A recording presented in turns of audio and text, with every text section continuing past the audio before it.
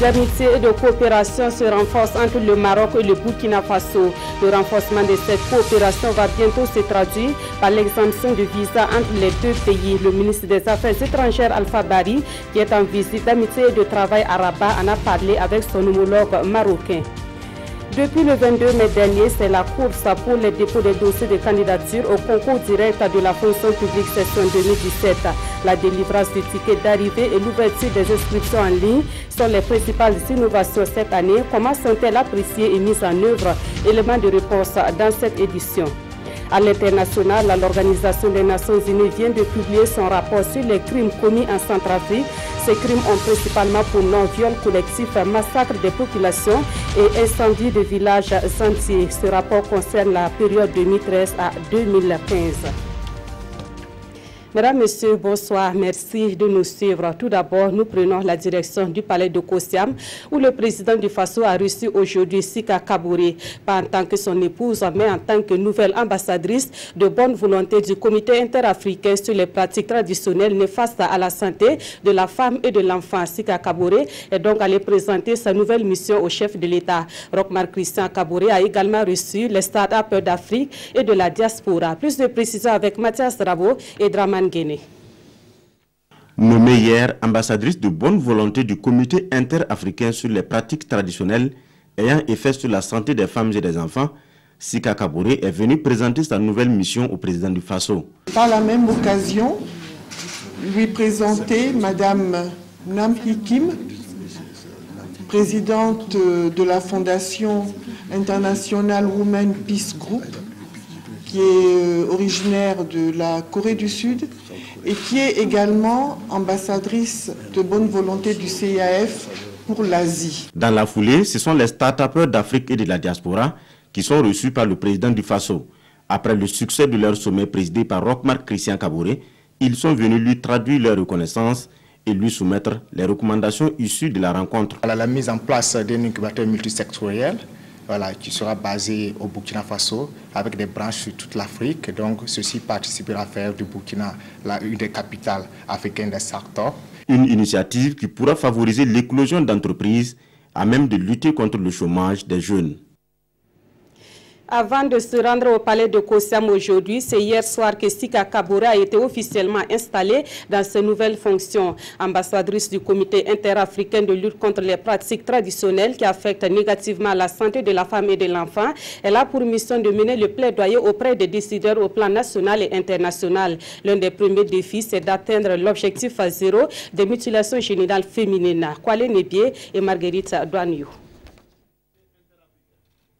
C'est un acte solennel qui fait de la première dame Sika Kaboré ambassadrice de bonne volonté du comité interafricain sur les pratiques traditionnelles qui affectent la santé des femmes et des enfants. Désignée comme telle au dernier congrès du CIAF à Genève, c'est avec une émotion palpable que la nouvelle ambassadrice accueille la mission à elle confiée. C'est une confiance qui est placée en moi que j'espère pouvoir mériter, avec la contribution bien entendu des uns et des autres. Le Burkina tient une place privilégiée dans la lutte contre les MGF et il s'agit pour moi de nous maintenir à ce niveau. Le Burkina Faso a marqué des points dans la lutte contre les pratiques traditionnelles néfastes au plan national et international. Ces décennies d'efforts dans le combat contre les mutilations génitales féminines ont engrangé des acquis que la communauté internationale veut travailler à pérenniser et le choix de Mme Kaboré comme ambassadrice s'inscrit dans cette dynamique. Une ambassadrice de bonne volonté est l'interface entre l'organisation qu'elle représente et certaines institutions telles que le gouvernement, les gouvernements, les partenaires techniques et financiers. C'est un travail de plaidoyer de haut niveau, un travail de mobilisation de ressources. Présidente du comité national de lutte contre la pratique de l'excision, la toute nouvelle ambassadrice de bonne volonté du CIAF, c'est le combat qui est le sien désormais. Sur place déjà, il y a beaucoup à faire. Et également au plan international, nous devons faire de telle sorte que tous les pays déjà voisins qui n'ont pas de législation puissent s'en doter de façon à éviter la pratique transfrontalière. Sika Kaboré n'est pas seule à être installée ce 29 mai à Ouagadougou. La sud-coréenne Nam Hee Kim, présidente de l'ONG International Women Peace Group, a aussi reçu l'écharpe d'ambassadrice de bonne volonté du CIAF. Et c'est ensemble qu'elles veulent mener des actions concertées pour l'atteinte de l'objectif zéro au MGF. Voilà, avant de poursuivre cette triste information qui vient de nous parvenir, le monde politique burkinabé est en deuil.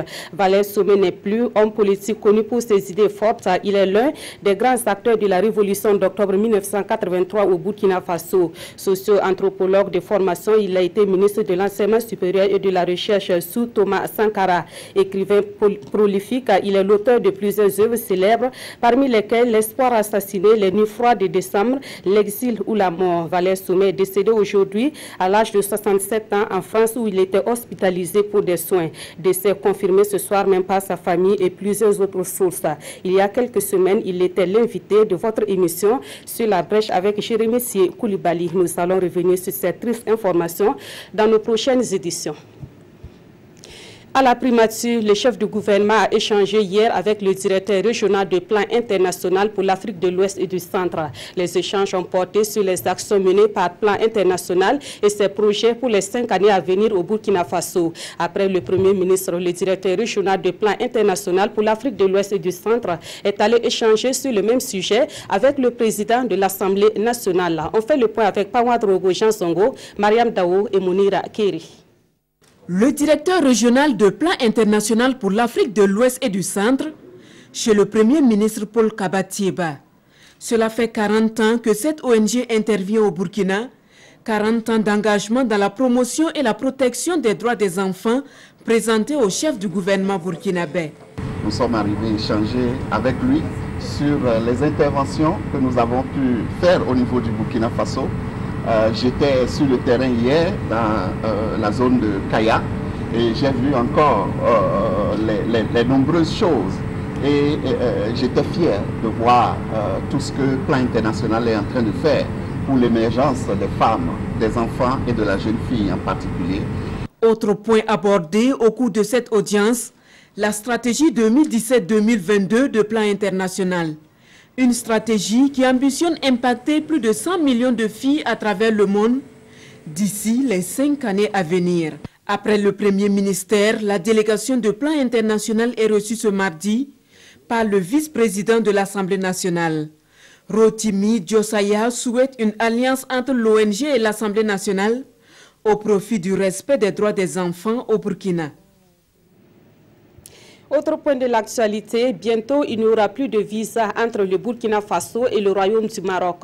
C'est l'une des conclusions de la rencontre que le ministre en charge des Affaires étrangères a eue avec son homologue marocain. Cette rencontre a eu lieu dans le cadre d'une visite d'amitié et de travail que le ministre Alpha Bari a effectuée à Rabat. Le reportage de notre envoyé spécial, Amadou Lougué.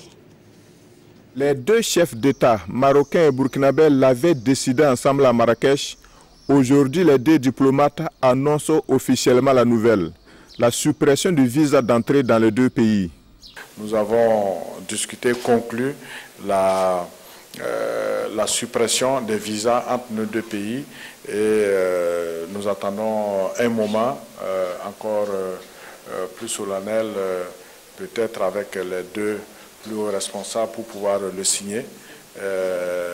En tout cas, on est arrivé à cet accord et c'est important que, vu la qualité de la relation entre le Burkina et le Maroc, que nos citoyens ne soient pas soumis à des procédures de visa.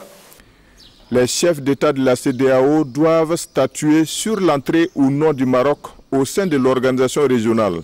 Sur cette question, le royaume chérifien peut déjà compter sur le soutien du Burkina Faso.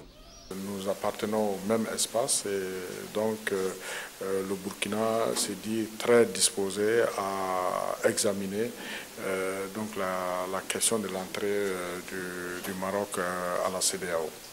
Le Maroc, pays en pleine croissance, appuie depuis longtemps le Burkina Faso dans plusieurs domaines, militaires, santé, agriculture et surtout dans le domaine de la formation. Ici, les principaux bénéficiaires sont les étudiants. On sait déjà que nombre de bourses octroyées par le Maroc à nos frères du Burkina sont passées de 35 en 2013 à 70, à 50 aujourd'hui, et ça a été élevé à 70 à partir de la rentrée scolaire prochaine. Parmi les mesures prises par les deux ministres des Affaires étrangères, c'est la tenue en mois d'octobre prochain au Maroc de la 4e session de la Commission mixte de coopération, une rencontre qui sera combinée avec un forum d'hommes d'affaires. On revient au Burkina Faso pour parler de la politique nationale de bonne gouvernance qui est arrivée à échéance depuis 2015. Et depuis quelques mois, le gouvernement burkinabé procède à l'élaboration d'une nouvelle stratégie de promotion de la bonne gouvernance au Burkina Faso. Elle concerne la période 2017 à 2026. Et ce matin, les acteurs de développement ont été conviés à un atelier pour apprécier le projet et identifier les stratégies pour sa mise en œuvre. Pawadrogo Chansongo et Olopoda. Sur la table de discussion, le projet de la nouvelle stratégie nationale de promotion de la bonne gouvernance sur la période 2017-2026. Ce document de bonne gouvernance sera opérationnalisé à travers un plan d'action 2017-2019 en cohérence avec le PNDS, le Plan national de développement économique et social.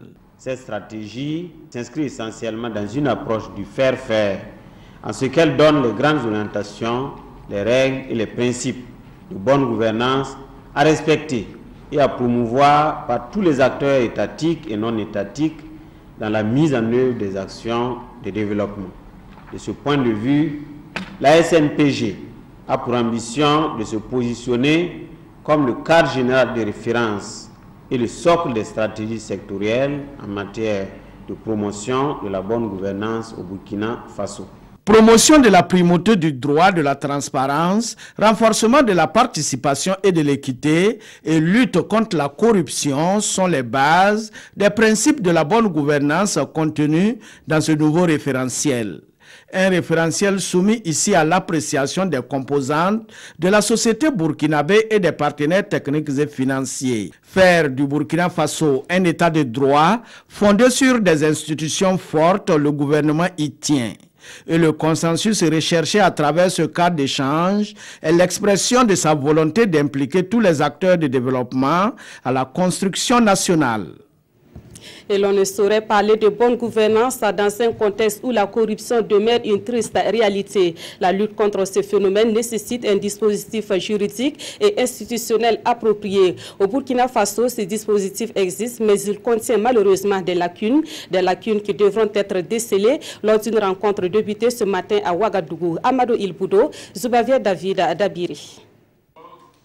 La corruption est une gangrène qui ruine les efforts de développement des États et fragilise les institutions démocratiques. Fort de cette conviction, les premiers responsables de l'ASE-LC, l'autorité supérieure de contrôle d'État et de lutte contre la corruption, soumettent le dispositif juridico-institutionnel du Burkina Faso sur la lutte contre la corruption à une évaluation par les pairs. Il s'agira pour ces experts venus de l'Ouganda, du Laos et d'Autriche de mener une étude comparative en vue de déceler les lacunes et faire des recommandations pour parfaire ce dispositif. Et ce, conformément aux règles édictées par les Nations Unies sur la lutte contre la corruption. Nous, ce qu'on peut faire, et ça c'est le mécanisme d'examen de la Convention, est analyser, évaluer le cadre législatif et le cadre institutionnel et de dire est-ce que c'est en conformité avec la Convention, y a-t-il des lacunes, qu'est-ce qu'on pourrait améliorer, mais aussi d'identifier des bonnes pratiques. Pour l'ASE-LC, cet exercice est le bienvenu en ce qu'il permettra d'améliorer les textes et de lutter efficacement contre les nouvelles formes de corruption. Chaque fois que l'on affirme que le Burkina Faso est en phase ou pas, il faut donner des éléments de preuve. C'est-à-dire, si nous disons que nous avons des textes qui préviennent la corruption, par exemple l'obligation de rendre compte, il faut que nous donnions les dispositions qui existent. Ces travaux prévus pour durer 3 jours seront sanctionnés par des recommandations et l'implication du Burkina Faso dans un dispositif transfrontalier de lutte contre la corruption. Dans l'actualité également, le ministre des Ressources animales et halieutiques est allé à la rencontre des producteurs de la région du Sahel. Objectif à transmettre à ces acteurs du monde rural le soutien et les encouragements du gouvernement burkinabé. Ce fut également une occasion pour le ministre de recueillir les préoccupations des producteurs de Djibo, Gorom Gorom et Déou. Le reportage de Ibrahim Kagone et Sekou Zongo. Le ministre des Ressources animales et halieutiques Soumanogo Koutou brave les péripéties du Sahel à la rencontre des producteurs de l'Oudalan. Ici au forage Christine, le ministre et sa délégation s'imprègnent des réalités du terrain et expliquent les raisons de cette tournée. De Djibo à Gorom Gorom en passant par Déou, les éleveurs ont le même cri de cœur. C'est le problème de l'aliments bétail. Le second, il y a des maladies dénommées Berdella que les éleveurs ont souligné devant monsieur le ministre qu'on ne trouve pas d'abord la solution. Et ensuite, il y a le problème d'eau. Des difficultés qui trouveront solution dans un court et moyen terme, de l'avis du premier responsable des ressources animales et halieutiques. La politique qui est consignée dans le programme politique du président actuellement, c'est résoudre ces questions de façon durable, que ce soit une solution durable. Par exemple, je parle du forage Christine, qui doit être un site, c'est un grand site à aménager totalement, de sorte à ce qu'on ait de l'eau à suffisance et qu'on ait la pâture à suffisance. 2. Avoir des usines de fabrique d'aliments sur place pour les aliments complémentaires. Au niveau sanitaire, là aussi au niveau du ministère, nous avons des grands projets en vue dans le cadre des partenariats avec les publics, les privés. Nous avons en idée la mise en place d'une centrale d'achat vétérinaire. Toutefois, sans langue de bois, Soumanogo Koutou appelle les producteurs à développer des initiatives afin de résoudre certaines préoccupations subsidiaires. Les producteurs de coton, eux, sont préoccupés par la recherche de solutions pour éviter la survenue d'éventuelles crises au sein de leur organisation. Le sujet est au centre d'une concertation qui a débuté hier à Bobo-Dioulasso et à laquelle participent les élus de l'Union nationale des producteurs de coton du Burkina Faso. À cette formation, les membres du conseil d'administration de l'UNPCB recevront également les rudiments nécessaires pour la gestion administrative et financière. Lamine Karantao et Moumouni Barou. Depuis le 4 mars 2017, l'Union nationale des producteurs de coton du Burkina Faso a tourné définitivement la page sombre de son histoire avec la mise en place d'un nouveau conseil d'administration.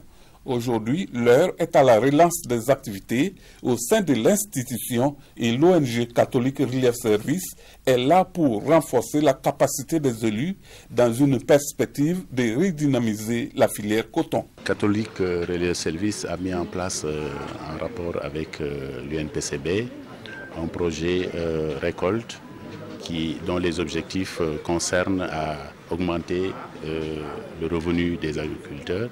Le thème de cette formation est aussi axé sur la gestion administrative, financière, comptable et la nouvelle loi coopérative OADA.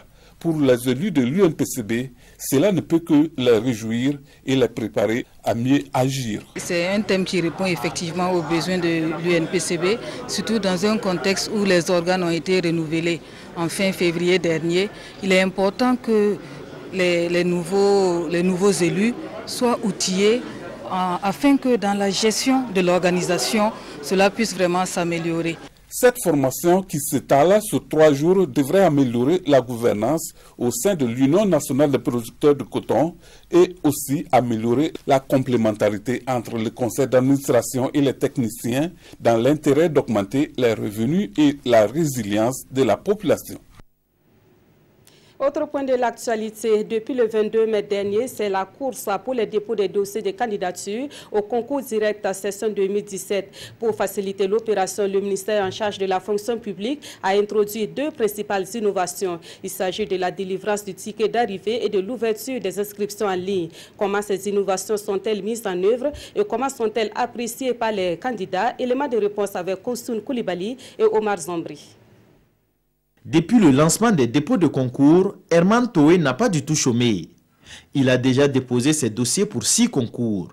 Mais ce matin, les choses semblent se compliquer un peu pour lui et pour cause, l'introduction d'un nouveau système de délivrance de tickets. Un système qui semble avoir suspendu le temps pour beaucoup de candidats. Parce qu'on est là depuis 6 heures à la queue, mais ça n'avance pas. Donc ils n'ont qu'à essayer de revoir. Moi, je suis là depuis 5 heures. Je me suis aligné ici et arrivé à mon tour, on m'a dit que je suis arrêté. je suis parti, de l'autre côté, j'ai pris mon récépissé, je suis encore revenu, c'est toujours calé. Si pour avoir le précieux sésame qui ouvre la porte au concours, Herman et Gérard Tassambédon ont dû se lever très tôt ce matin, ce n'est pas le cas pour tous. Je viens d'arriver vers 10 h comme ça, puisque j'étais allé de l'autre côté encore pour déposer un autre dossier. Bon, je suis arrivé, bon, j'ai pu déposer, ces récépissés là, j'attends comme ça. Bon, je ne suis pas aussi venu tôt, bon, ça va. D'ici là, on s'est dit qu'on va, comme on a déjà récupéré les demandes, je me dis que là, on va récupérer et payer. Une semaine après l'ouverture des dépôts de dossiers, l'affluence des candidats ne tarit pas. Le jury que préside Wenso Zemba a déjà réceptionné plus de 3000 dossiers pour les candidatures au poste de secrétaire de direction et adjoint de secrétariat. Les candidats deviennent de plus en plus nombreux chaque jour. Au fur et à mesure qu'on continue de réceptionner, nous pensons que voilà, il y aura une baisse du nombre de candidats, mais non. Il y en a beaucoup encore. Pour éviter l'affluence et la perte de temps des candidats au concours direct lors des dépôts de dossiers, le ministère de la fonction publique a augmenté le nombre de candidatures en ligne qui est passé d'une dizaine à environ une vingtaine. Ce nombre pourrait encore connaître une évolution positive l'année prochaine. Les passations de charges se poursuivent au ministère de la Défense nationale. À l'état-major de l'armée de terre, c'est désormais le colonel-major Léon Traoré qui assure le commandement. Il a officiellement pris fonction ce matin devant la hiérarchie militaire et face aux défis sécuritaires au Burkina Faso, le colonel-major Léon Traoré appelle ses troupes au sens du devoir et du pragmatisme. Le reportage de Issa Kafando et Tanga Kafando. Devant la troupe et la hiérarchie militaire, le colonel-major Léon Traoré reçoit le drapeau de commandement des mains du chef d'état-major des armées, Oumarou Sadou. Nommé en fin avril dernier, le nouveau chef d'état-major de l'armée de terre remplace le colonel-major Rabonyenga Kaboré. Il a entre autres missions de contribuer à relever les défis sécuritaires au Burkina, surtout dans sa partie nord. L'armée de terre étant une des composantes essentielles des forces de défense et de sécurité, nous avons un rôle important à jouer. Je vais tout simplement poursuivre les efforts qui ont déjà été entrepris pour rendre un peu plus opérationnelles nos forces armées et contribuer aussi à relever un peu le niveau de professionnalisme de l'armée de terre et d'une manière générale de toute l'armée. Une mission difficile, mais pas impossible. Et le chef d'état-major général des armées conseille au nouveau chef le respect de l'éthique militaire et le bon management des hommes. Ce n'est pas les machines seulement qu'on commande, c'est les hommes, parfois avec leurs faiblesses, parfois avec leurs forces, parfois avec leurs caprices. C'est d'arriver à conjuguer tout ça là pour atteindre la mission. Et je suis sûr, son expérience et puis sa passion pour nos forces armées fera en sorte qu'il va réussir. Né en août 1960 à Bobo Dioulasso, le 6e chef d'état-major de l'armée de terre est un militaire pétri d'expérience au regard de son CV. Et les récentes traces de son parcours professionnel, commandant successivement de la 2e et 3e région militaire de 2010 à 2013, commandant du secteur adjoint ouest de la MINUSMA au Mali de 2013 à 2014, directeur central de soutien de la paix de 2015 à 2016, et depuis 2016, le colonel-major Léon Traoré était jusqu'à sa nomination le sous-chef opération de l'état-major général des armées.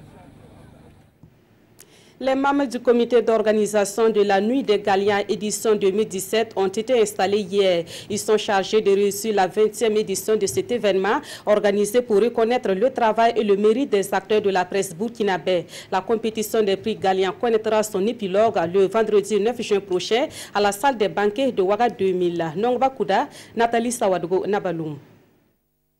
À événement exceptionnel, une organisation exceptionnelle. Le comité d'organisation de la Nuit des Galiens fort de 47 membres a été installé officiellement ce lundi 29 mai 2017. Ce grand rendez-vous de l'excellence et du professionnalisme dans le secteur de l'information et de la communication est prévu se tenir le vendredi 9 juin prochain à 21 h dans la salle des banquets de Ouaga 2000. C'est un événement exceptionnel dans la mesure où il marque 20 ans de célébration, 20 ans d'accompagnement de l'excellence dans les médias, 20 ans de reconnaissance du travail des communicateurs, des journalistes, des techniciens à travers tous les métiers des médias. Donc le comité d'organisation qui vient d'être mis en place a pour mission de travailler à la réussite et au succès de l'événement que nous voulons, vraiment rayonnant de tous ses éclats. En rappel, les innovations majeures apportées à cette 20e édition sont entre autres la révalorisation de l'enveloppe qui passe de 500 000 à 1 million de francs CFA et l'instauration du super Galian dont le lauréat recevra 3 millions de francs CFA plus une parcelle de 375 mètres carrés dans la zone de Ouaga 2000. La journée du Bendré, elle était à sa 2e édition et elle s'est tenue le 28 mai dernier dans l'enceinte du théâtre populaire de Ouagadougou. Cette journée a été organisée dans le but de promouvoir cet instrument de musique et de communication traditionnelle. Selon l'association Itsigré, initiatrice de la journée du Bendré, cet instrument est menacé par la culture occidentale et il est donc temps de corriger cette situation. Le reportage de Nongba Kouda et Vincent Tchendrebego.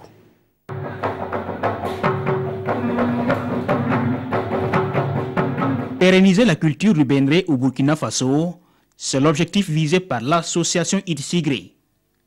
Instrument de musique, le Bendré est également un outil de communication dans la société traditionnelle burkinabé.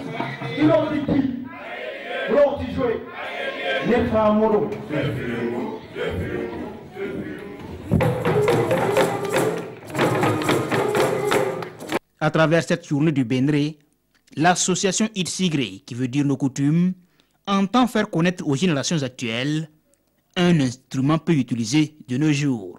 À l'heure actuelle, on voit qu'il est en voie de disparition. Il y en a les instruments, mais ceux qui doivent le travailler, il n'y en a plus. Ces personnes, ceux qui connaissent, ces personnes ne sont plus beaucoup. Alors c'est la jeune génération aussi. Vous savez qu'aujourd'hui c'est le monde d'argent. Les jeunes s'en foutent pas mal de ça. Alors l'initiative est de ramener les jeunes à reprendre la chose de leur grand-père.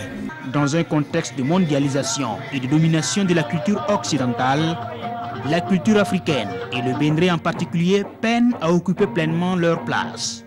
Actuellement, c'est un instrument qui véhicule des messages, qui véhicule un certain nombre de valeurs. Et tout ce qui doit concourir à préserver cet instrument, à le valoriser, à l'introduire dans nos activités festives, doit être encouragé. Cette journée dédiée au Bendré est à sa 2e édition et il s'avère plus que nécessaire de veiller à sa continuité afin que les générations futures connaissent leur culture, foi du Bendnaba, le chef du Bendré.